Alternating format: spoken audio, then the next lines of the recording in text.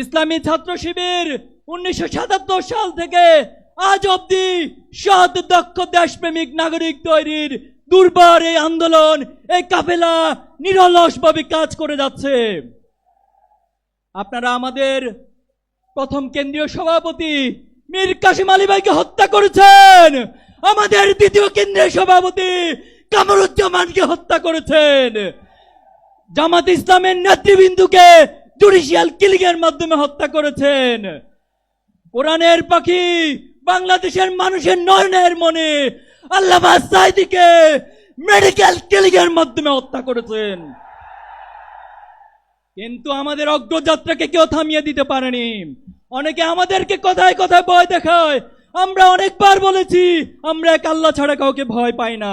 আমরা আবারও বলছি আমরা এক আল্লাহ ছাড়া কাউকে ভয় করি না। আমরা কি থেমে যাব? কারো ভয় দেখানি রক্ত চক্ষুর কারণে থেমে যাব? আমরা কারো রক্ত রাঙানি চোখ রাঙানিকে ভয় না করে আমরা থেমে যাব না। এক আল্লাহ ছাড়া ছাত্র শিবিরের এই দুর্বার আন্দোলনকে পৃথিবীর কোন শক্তি নেই থামিয়ে দিবে। সংগ্রামী উপস্থিতি, অনেক রক্ত অনেক ত্যাগের মধ্যে দিয়ে আজকে এখানে দাঁড়িয়েছি।